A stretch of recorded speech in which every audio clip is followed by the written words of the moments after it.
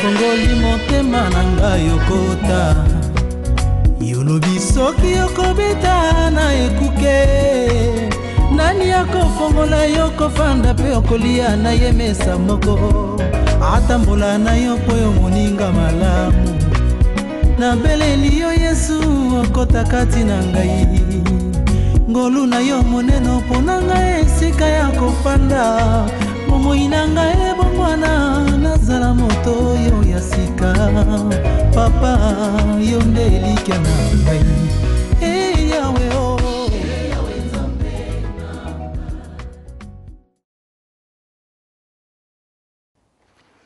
Peuple de Dieu, enfants de Dieu, que le Seigneur Dieu vous bénisse.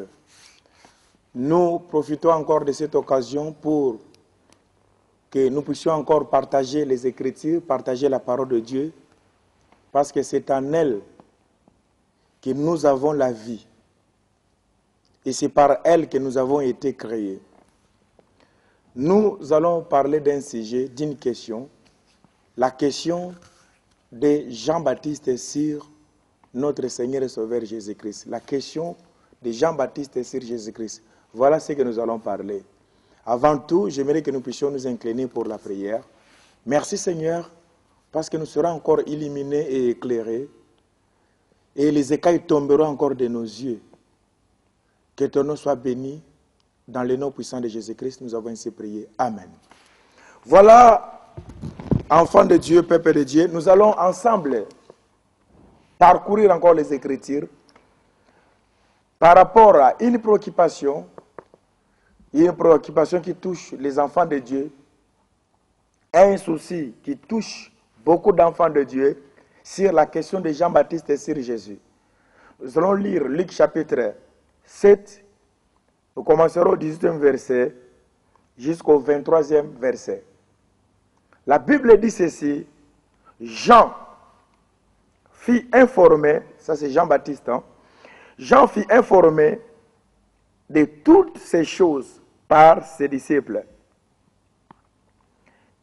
Et il en appela 2 et les envoya vers Jésus pour lui dire, es-tu celui qui doit venir ou devons-nous encore attendre un autre? Verset 20, arrivé auprès de Jésus, ils dirent, Jean-Baptiste nous a envoyés vers toi pour dire, es-tu celui qui doit venir ou devons-nous en entendre un autre? À l'heure même, Jésus guérit plusieurs personnes de maladies, d'infirmités, d'esprits malins, et il rendit la vie à plusieurs aveugles. Et il leur dit, allez rapporter à Jean ce que vous avez vu et entendu.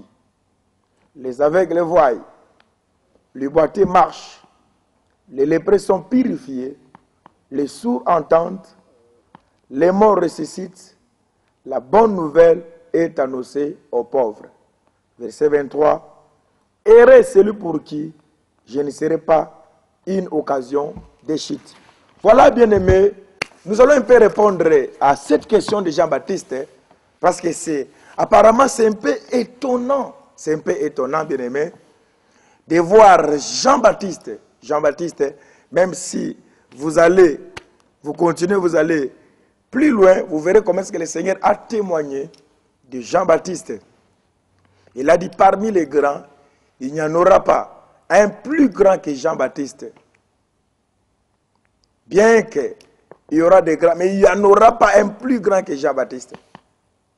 Et Jean-Baptiste, c'est celui qui est venu avant le Seigneur. Donc, bien-aimé, ni t'étais Jean-Baptiste, on n'aurait pas connaître le Seigneur Jésus-Christ. Parce que c'est Jean-Baptiste qui a illuminé le monde. C'est Jean-Baptiste qui a éclairé le monde pour que le monde puisse connaître qui est Jésus. Et nous devons savoir ceci, bien-aimé, dans la vie. Il y a toujours une personne qui doit te précéder. Il y a toujours une personne qui doit te lancer. Il y a toujours une personne qui doit te propulser.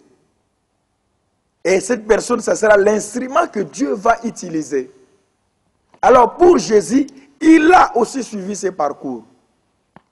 Quand notre Seigneur Jésus-Christ est venu au monde, la Bible dit, lors de son baptême, Jean-Baptiste, ayant été divinement averti par l'Esprit, que la personne à qui, quand tu vas commencer à baptiser les gens, la personne à qui la colombe descendra sur lui, c'est celui-là qui est le Messie. Lui aussi non plus, il ne les connaissait pas. Il lui a fallu le témoignage de Dieu. Alors la Bible dit, c'est Jean-Baptiste qui a vu le Seigneur Jésus. C'est Jean-Baptiste qui a présenté le Seigneur. Il a dit, voici l'agneau de Dieu qui ôte les péchés du monde. Et quand il a donné ces messages, il y a eu les disciples qui l'ont suivi. À cause de ces messages de Jean-Baptiste qui a dit, voici l'agneau de Dieu qui ôte les péchés du monde. Pourquoi? Parce que lui, il avait entendu cette voix qui a dit, celui c'est mon fils bien-aimé, en qui j'ai mis toute mon affection, écoutez-le. Et Jean-Baptiste, comprenant même la dimension de Jésus, comprenant même la force de Jésus, comprenant même qui était Jésus, la Bible dit, il a dit, je ne suis même pas digne de délier les courroies de ses sandales. Je ne suis pas même digne de toucher à ses sandales. Je ne suis même pas digne. Mais comment expliquer, bien aimé, c'est Jean-Baptiste. Jean-Baptiste. On pouvait peut-être accepter ça si c'était Pierre. On pouvait peut-être accepter ça si c'était peut-être Barthélemy. On pouvait accepter ça si c'était peut-être Élisabeth. Mais Jean-Baptiste, qui a rendu un bon témoignage, c'est lui, si on connaît le Seigneur Jésus-Christ aujourd'hui, c'est à partir de Jean-Baptiste. Mais quelle question, bien-aimée, étonnante. Jean-Baptiste, maintenant, est en doute. Il va envoyer 2 de ses disciples pour confirmer, parce que quand il envoie 2, c'est pour que si peut-être l'autre ne va pas voir clair, que l'autre apporte un bon témoignage, comme le dit les Écritures, que le témoignage de 2 personnes est vrai. Le Seigneur l'a dit, même si moi-même je donnais mon témoignage, ce témoignage ne serait pas vrai. Il faut qu'une autre personne me témoigne. Mais bien aimé, vous vous rendez compte, aujourd'hui, Jean-Baptiste va poser la question à Jésus. Jean-Baptiste se met en doute à la personne que lui-même avait présentée. Non, non, non, non, non. Que ce soit une autre personne, pas Jean-Baptiste. C'est pour vous dire, bien aimé, quand nous venons dans le Seigneur, il n'y aura pas que de bons moments. Il y aura aussi des moments difficiles. Il y aura aussi le désert. Ici, quand Jean-Baptiste pose cette question, c'est parce qu'il s'est retrouvé en prison. C'est pour te dire, bien-aimé, c'est pour te dire, serviteur de Dieu, étant enfant de Dieu, le Seigneur peut permettre à un certain moment que tu traverses des moments très difficiles. Mais n'oublie pas, la Bible dit ceci, le malheur atteint souvent, c'est Dieu qui le dit, atteint souvent le juste. On n'a pas dit le pécheur, on n'a pas dit la personne qui essaie de prier, on n'a pas dit la personne qui tâtonne, on a dit le malheur atteint souvent le juste, mais l'Éternel Dieu en délivre toujours. Quoi qu'il y aura le malheur, mais le Seigneur apportera toujours sa solution. Mais ici, bien aimé, Jean-Baptiste,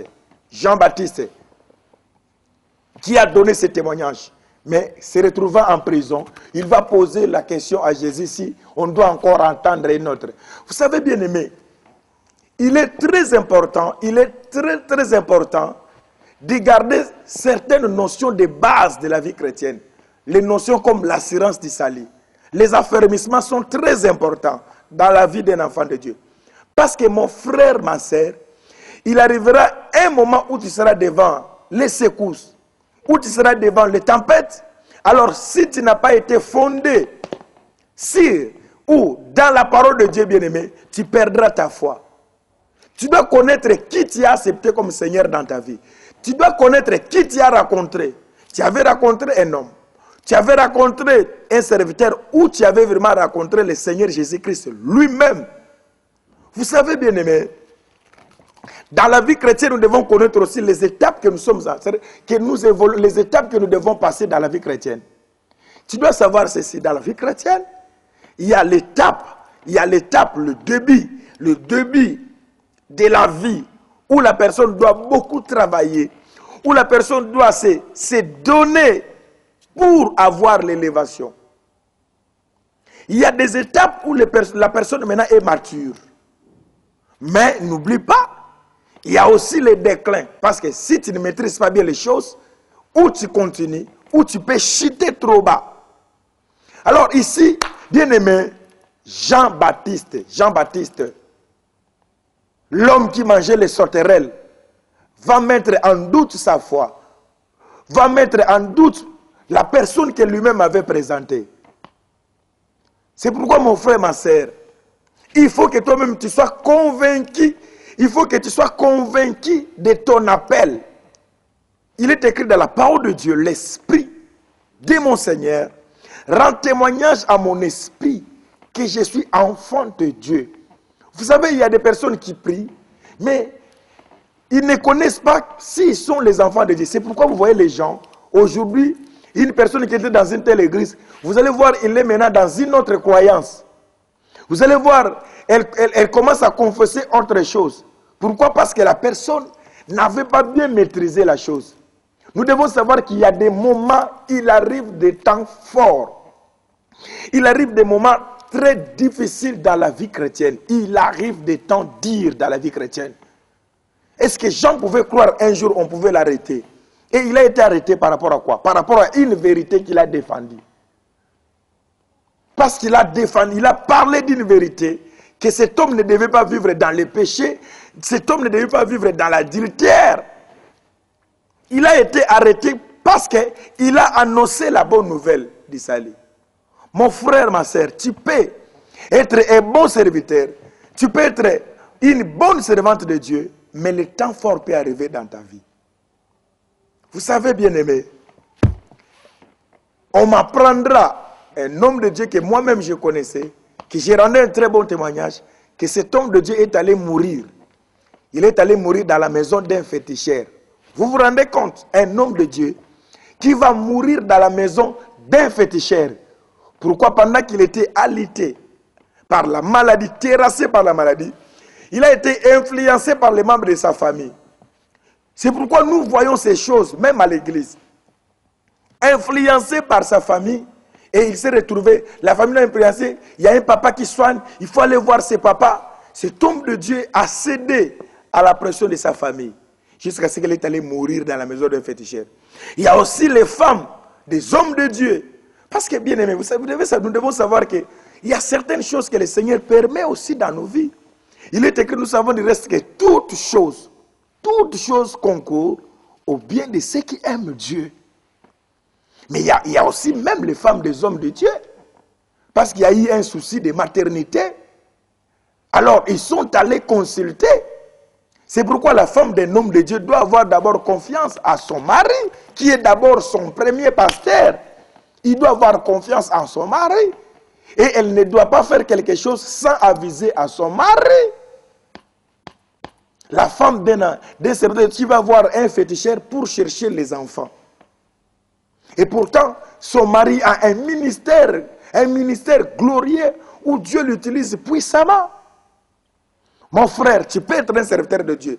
Il peut aussi arriver dans ta vie de tels moments, de telles situations, où les choses que tu prêches aux gens qui doivent trouver des solutions, mais toi-même, tu n'as pas la solution à la chose.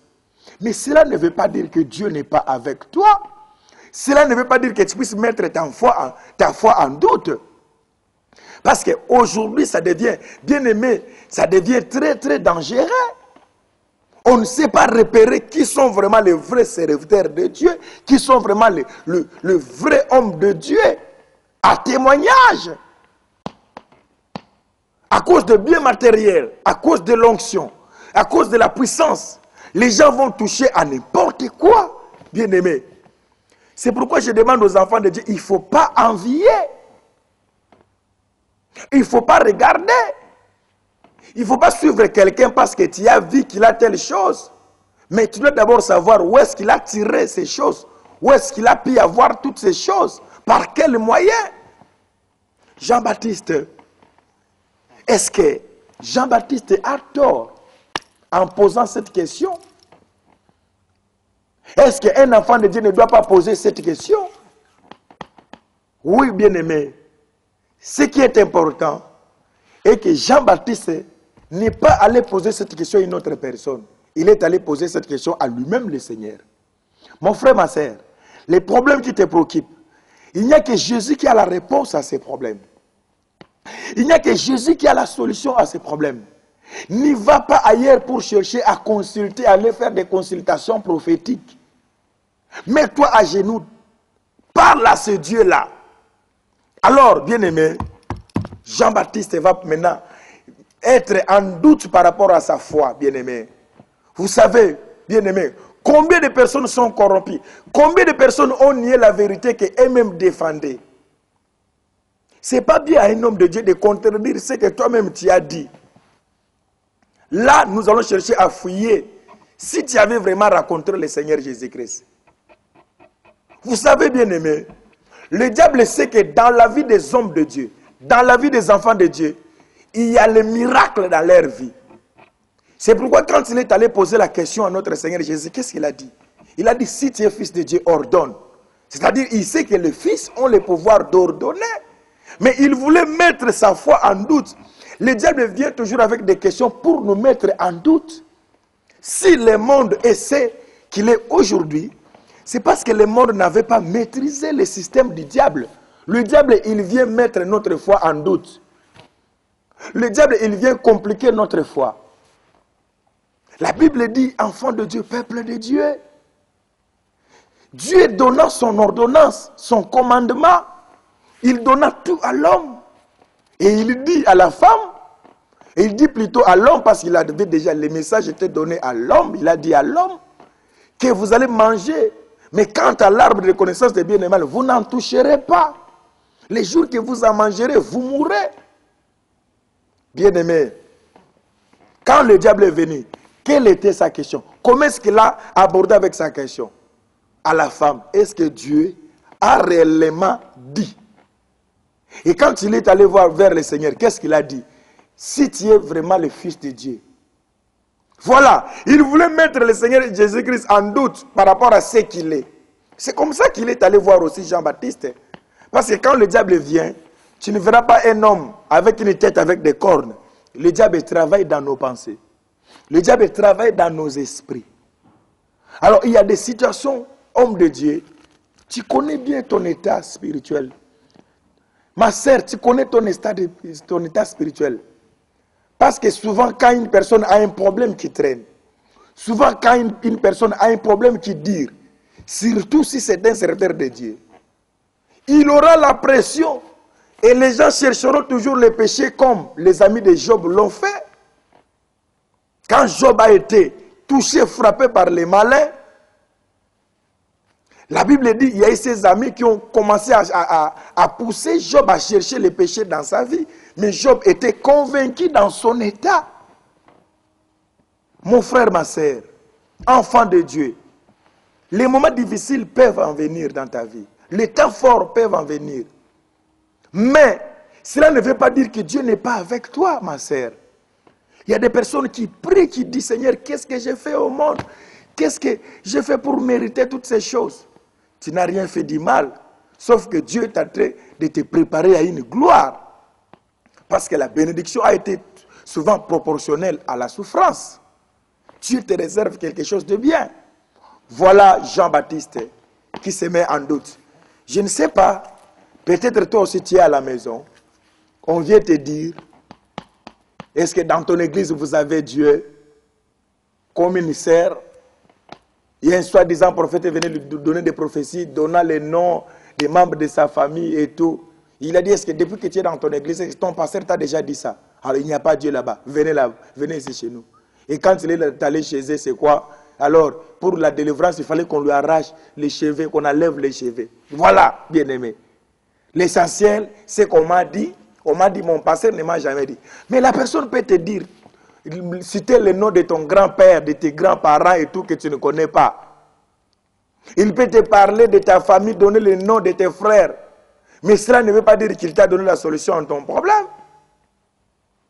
Vous savez, il y a des prophéties où des personnes nous disent n'importe quoi. Oh ma sœur, Dieu me montre que dans ta poche, tu as un billet de 100 €. Je peux te donner même les chiffres des numéros de cette monnaie, de ces billets de 100 €. Ma sœur, tu peux me donner les chiffres. Mais est-ce que ça donne la solution à mon problème? Et tu vois la personne saute. Dieu m'a parlé, Dieu m'a parlé. Mon frère, ma sœur, ne mets pas ta foi en doute, bien-aimé.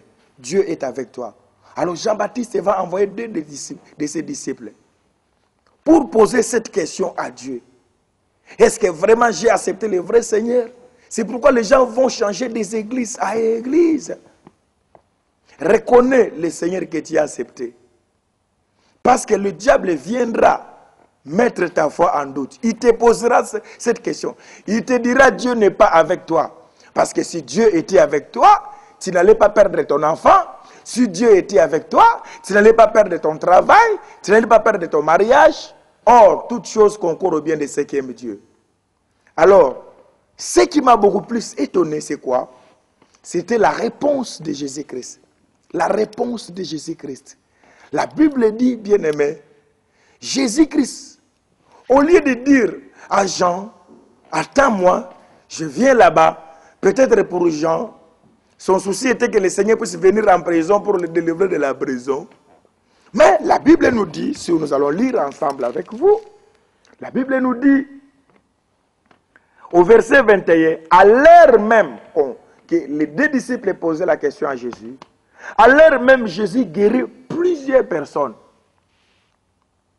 Des maladies, d'infirmités, d'esprits malins. Et il rendit la vie à plusieurs aveugles. Et il leur dit, allez rapporter à Jean ce que vous avez vu et entendu. Quoi? Preuve à l'appui. Les aveugles voient. Les boiteux marchent. Les lépreux sont purifiés. Les sourds entendent. Les morts ressuscitent. La bonne nouvelle est annoncée aux pauvres. Heureux celui pour qui je ne serai pas une occasion de chute. Voilà la réponse de Jésus-Christ. Va maintenant, au lieu que la réponse soit donnée à Jean par rapport à sa question, le Seigneur va donner la réponse par rapport à deux personnes. Cette réponse va toucher Jean-Baptiste et cette réponse va toucher Judas. Là, c'est très important. Allez dire à Jean ce que vous voyez. Et errer la personne pour qui je ne serai pas une occasion de chute. Nous devons savoir ceci, bien-aimés. Dans la vie chrétienne, il y a la chute, il y a aussi la grâce. C'est très important. La Bible dit ceci, bien-aimés. Saoul, bien que Samuel a commencé à intercéder pour lui, la Bible dit, Dieu a dit à Samuel, je l'ai rejeté. Mais quant à David, quand il a péché, le Seigneur l'a accepté et David a continué. On n'a pas pris l'onction qui était sur David pour changer une autre personne. Nous avions vu le cas de Pierre. Le Seigneur lui-même dit à Pierre, Satan t'a réclamé pour te cribler comme du froment. Mais j'ai prié pour toi. Quand tu seras affermi tes frères. Mais nous arrivons au cas de Judas Iscariote. Il n'y a aucune intercession pour lui. Bien-aimé, toi qui imites n'importe qui, toi qui suis n'importe qui, il y a d'autres serviteurs qui sont destinés à la chute. Ce n'est pas parce qu'il est allé toucher les fétiches qu'il a réussi dans les fétiches que toi aussi tu vas suivre. Si toi tu oses, tu vas mourir. Tu vas partir. Si toi tu oses, tu deviendras fou. Reste toujours avec ton Dieu. Je vous ai dit ceci, enfants de Dieu. Il n'y a pas un plus grand secret si ce n'est de te mettre à genoux et de prier, de chercher la face de Dieu. Il y a des situations qui peuvent venir, qui peuvent bien nous troubler. Rappelez-vous, bien-aimés, le cas de Daniel. Daniel, qui était considéré par les rois, si vous lisez le livre de Daniel chapitre 6, vous allez voir. Daniel qui était considéré par les rois, il a été choisi parmi les 3 personnes qui étaient élevées par les rois. Et le roi avait même il avait des propositions d'élever encore davantage Daniel. Alors, cela veut dire que si nous voyons ça humainement comme ça, Daniel avait le temps. Daniel avait le temps de parler avec le roi. J'ose croire que le roi lui disait, Daniel, je t'élèverai, je vois que tu es un bon serviteur. Alors, il était vraiment en bonne relation avec le roi. Mais chose étonnante, ceux qui étaient tout autour de Daniel étaient jaloux de Daniel. Ils étaient jaloux de Daniel. Ils sont allés faire une proposition au roi. Le roi qui était pour Daniel, il a abandonné Daniel à cause des avantages qu'on lui avait donnés. Et il a même signé le décret.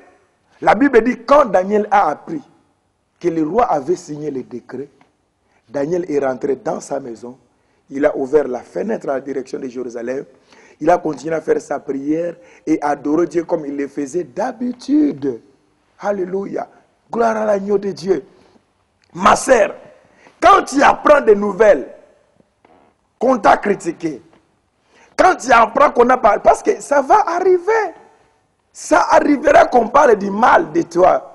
Même par la personne que tu considères, par la personne que tu ne croyais pas. Homme de Dieu, il peut arriver, les serviteurs de Dieu que tu mets la confiance, te déçoit dans la vie. Mais que ce ne soit pas une occasion que tu puisses te rabaisser, t'incliner. La Bible dit, Daniel a continué. Quand les moments difficiles arrivent, mon frère, ma soeur, continue à chercher ton Dieu. La Bible dit, Daniel a persévéré dans la prière. La Bible dit, celui qui persévéra. Les moments, les temps peuvent être durs. Tu peux avoir des difficultés pour payer le local que tu occupes. Tu peux avoir des difficultés pour payer la maison. Tu peux avoir des difficultés, mais persévère dans la prière. Daniel a continué dans la prière jusqu'à ce qu'il a été jeté. Il a été jeté dans la fosse au lion. Mais le Dieu qui s'appelle le lion de la tribu de Juda est allé délivrer Daniel. Il n'a pas nié, il n'a pas renié son Dieu. Combien de personnes renient la foi? Combien de personnes, maintenant, au moment où nous parlons, ils sont allés toucher à des choses parce qu'il y a des propositions. Ici en Europe, nous voyons ces choses, nous voyons ces choses. Il y a des propositions d'onction où il faut que tu signes un contrat. Comme ça, tu vas commencer à crier, les gens vont tomber comme des mouches. Mais si les gens tombent comme des mouches, après, est-ce qu'ils ont des solutions à leurs problèmes? Est-ce qu'ils sont convertis? Est-ce qu'ils se sont repentis de leurs péchés? Ma sœur, cherche la parole qui va te toucher, qui va te ramener vers ton Dieu. Alors, Jean-Baptiste va maintenant poser cette question. Jésus va répondre à cette question. Mais il répond ça à deux personnes. Il dit, malheur, pour qui je ne serai pas une occasion de chute. Vous savez, il y a des personnes, quand ça ne va pas, ils disent n'importe quoi par rapport à son Dieu. La Bible nous parle de Job. La Bible dit, malgré tout cela, Job ne pécha point par ses lèvres. Ma sœur, mon frère, faisons très attention avec tout ce que nous disons de nos bouches pendant les moments difficiles. Faisons très attention avec tout ce que tu parles. Ça peut être une grande porte ouverte au malin, au diable. Il y a d'autres personnes qui n'appellent que les malheurs. Un malheur arrive, il dit, ça commence comme ça. Je ne sais pas demain ce qui va encore arriver. Donc voilà comment est-ce que tu prophétises ta vie. Non. Dis, mon Rédempteur est vivant, il s'élèvera. Mon Rédempteur est vivant, il agira, il opérera. Oui, bien-aimé, ça peut être trop fort parce que c'était fort pour Jean-Baptiste. Hein? S'il a commencé à hésiter, à tâtonner sur la personne de Jésus-Christ, c'était dire, c'est-à-dire il y a des pressions, il y a des moments où c'est fort. Un homme de Dieu est allé faire le jeûne par rapport à un test qu'il avait fait quelque part. Après le jeûne, il va voir les résultats, il n'a pas réussi. Mais qu'est-ce qu'il n'a pas dit? Moi qui suis orphelin, Dieu pouvait voir quand même que je suis orphelin. Il pouvait quand même m'aider avec ça. Bien-aimé, nous ne suivons pas Dieu seulement pour le bien de ce monde. Nous le suivons pour le royaume, bien-aimé. Alors, Jésus va répondre à Jean-Baptiste, les aveugles voient. J'aimerais te dire ceci, bien-aimé. Ce n'est pas parce que ça ne va pas chez toi. Ce n'est pas parce que ça ne va pas chez toi que le Seigneur n'agit pas. Parce que tu vas maintenant commencer à influencer les gens à dire, mais il y a même des personnes qui sont devenues des incrédules aujourd'hui. Ils disent, moi aussi j'ai prié, hein, mais j'avais reçu une déception. J'avais perdu mon mari pendant que j'ai prié. J'avais perdu mon mari. Alors moi, les choses de Dieu là, mon frère, ma sœur, tu ne connaissais pas Dieu. Ton incrédulité n'empêchera pas Dieu à agir.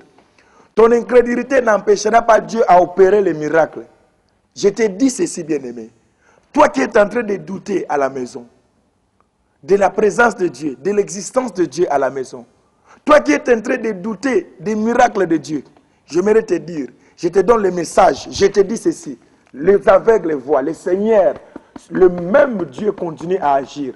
Allez dire à Jean, ce n'est pas parce qu'il est en prison que moi je ne vais pas opérer. Vous savez, il y a d'autres personnes, pour eux, ils pensent que c'est eux qui sont les ayants droit. C'est eux. Non, quelque part, le Seigneur voulait montrer à Jean-Baptiste sa place et sa position. Et bien aimé, la suite de Jean-Baptiste, c'est bien que c'était prophétique. C'était prophétique, la prison de Jean-Baptiste, c'était prophétique. Parce qu'après, Jean a été décapité. Pourquoi? Parce que dans le corps, il ne fallait pas qu'il y ait deux têtes. Il fallait qu'il y ait seulement une seule tête dans le corps. C'est pourquoi Jean a été décapité. Pour que ce soit seulement le Seigneur Jésus-Christ qui soit la tête de l'Église. Sinon, avec tout ce que Jean avait, Jean pouvait prendre sa gloire. C'est pourquoi je dis aux enfants de Dieu, j'ai dit, voilà, même ses disciples, ils venaient l'influencer. Hein. Les disciples de Jean influençaient Jean. Ils sont allés dire à Jean, mais voici l'homme que tu as baptisé. Lui aussi là-bas, il commence à baptiser.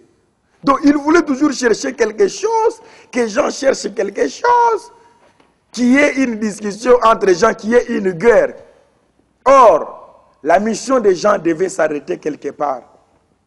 Nous devons aussi accepter dans la vie, des fois le Seigneur nous appelle à des limites aussi, bien-aimés. Et quand Dieu t'appelle à cette limite, limite-toi là.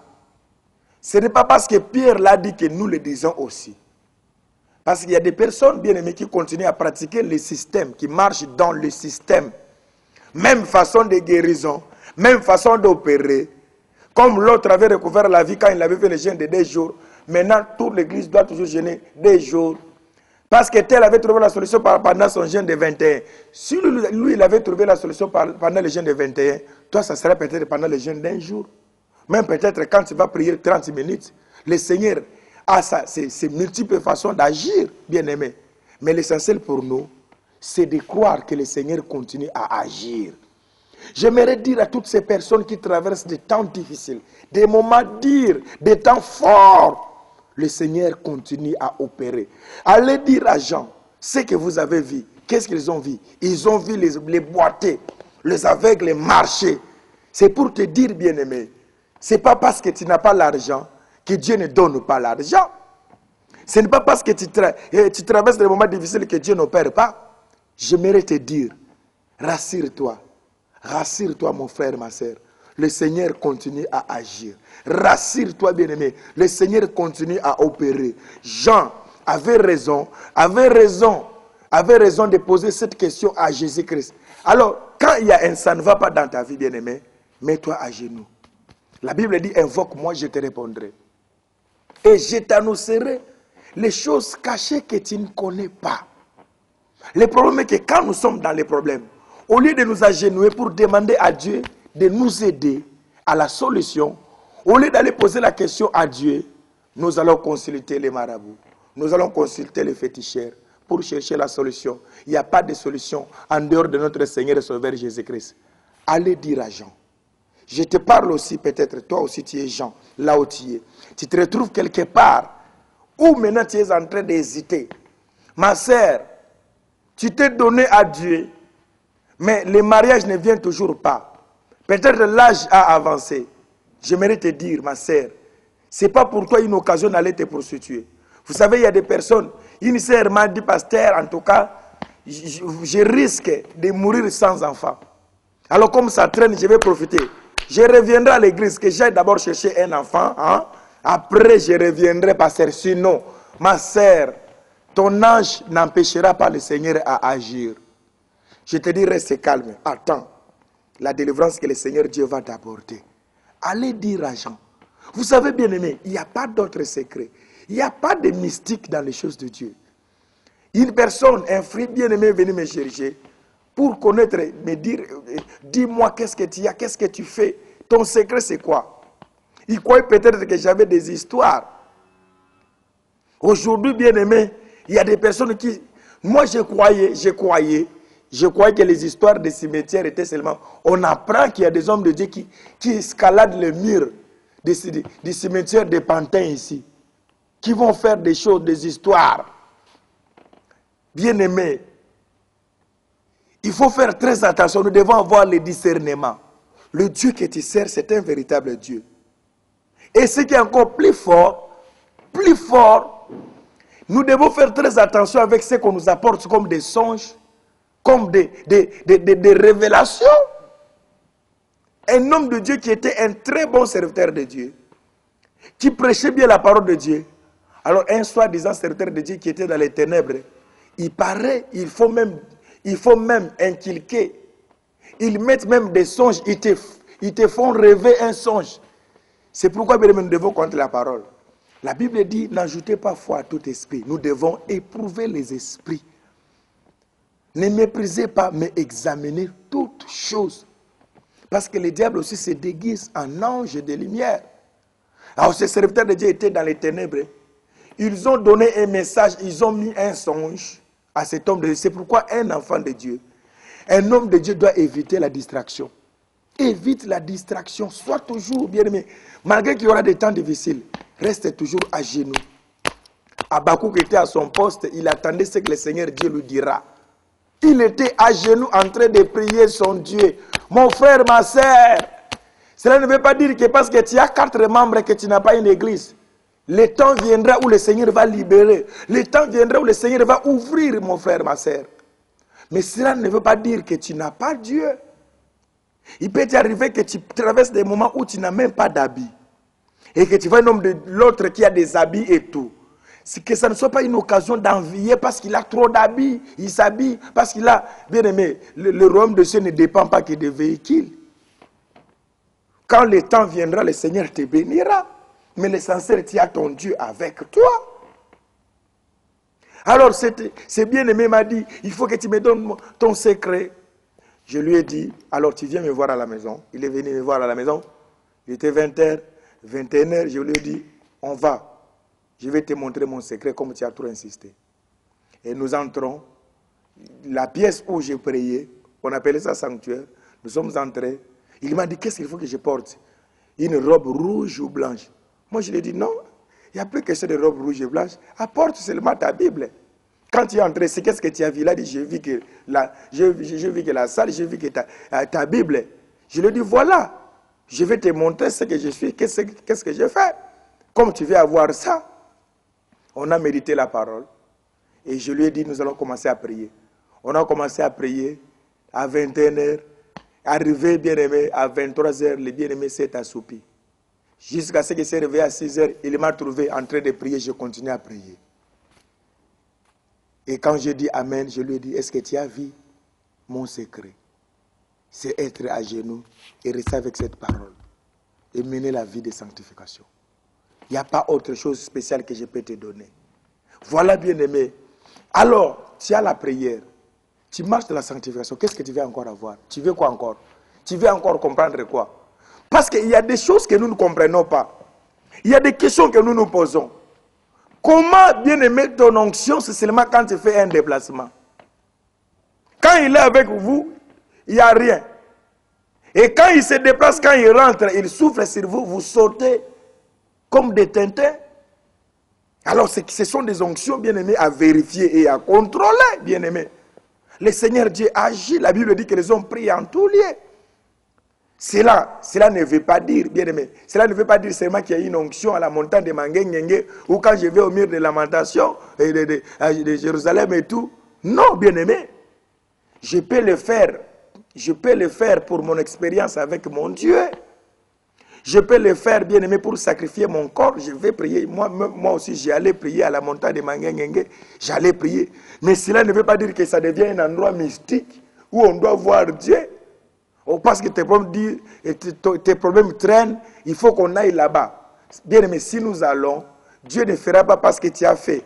Dieu ne fera pas par rapport parce que tu as fait telle chose, telle chose. Dieu fera pour la gloire de son nom. C'est pourquoi il a dit à Jean, allez dire à Jean, allez lui dire, sa situation ne me bloquera pas d'agir.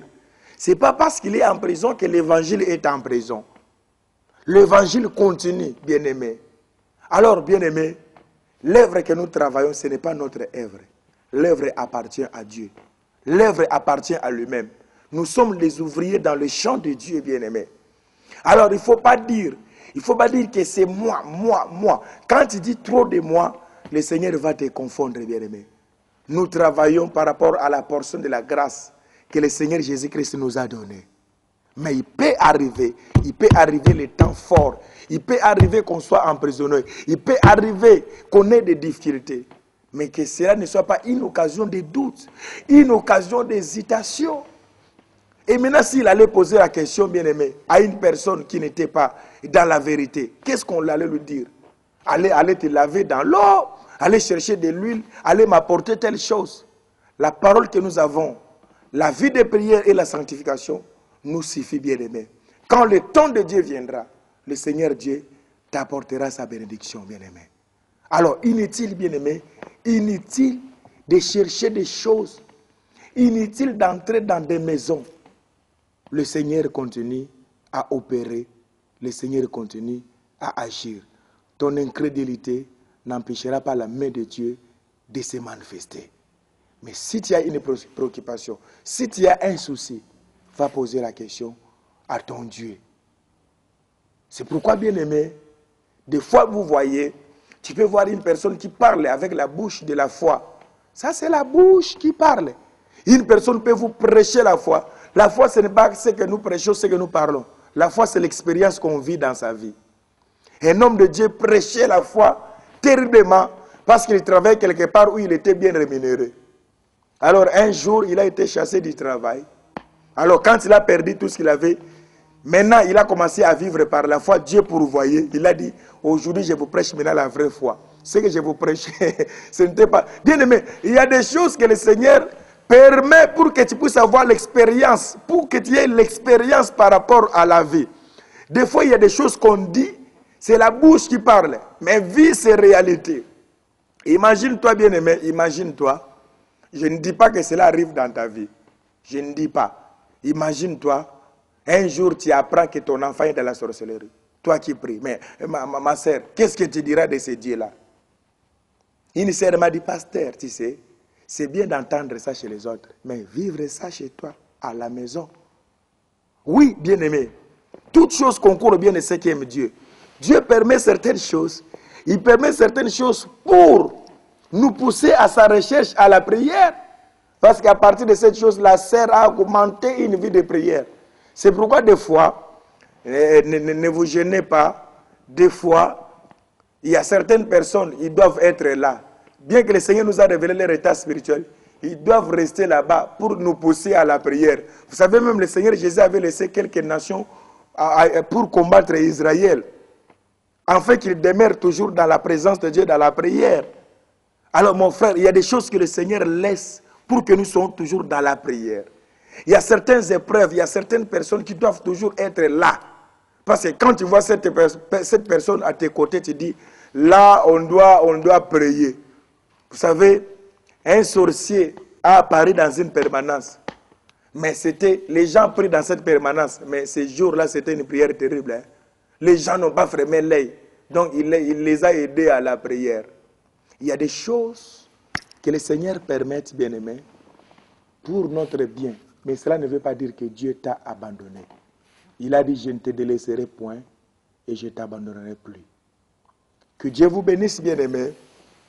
Nous allons prier parce que je sais que c'est un message. C'est un message que Dieu a donné parce qu'il a vu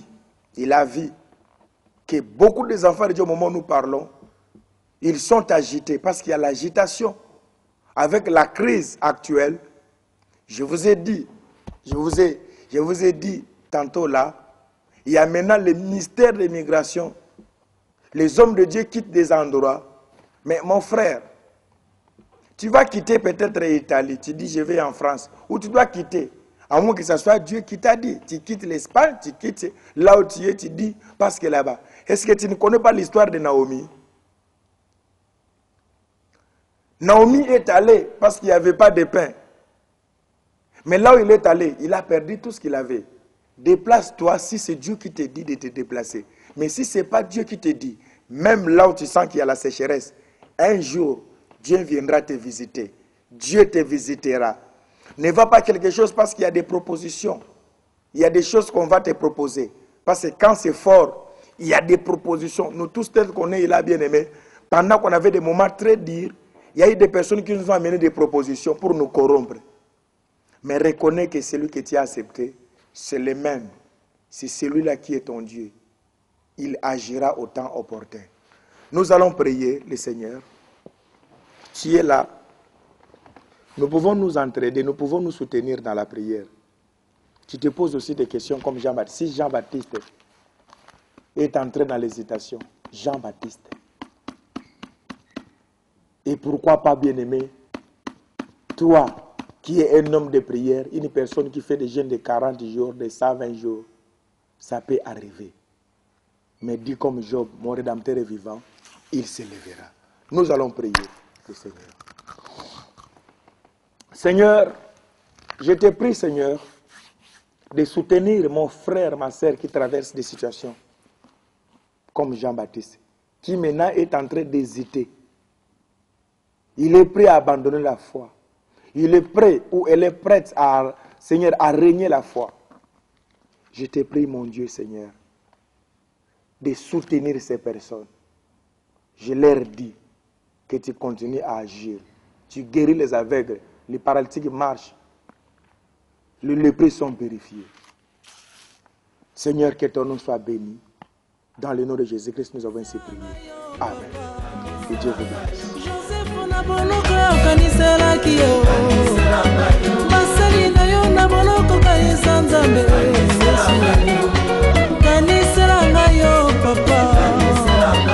Mefiboshete moto babwaka aliaki mesa moko na mokonzi.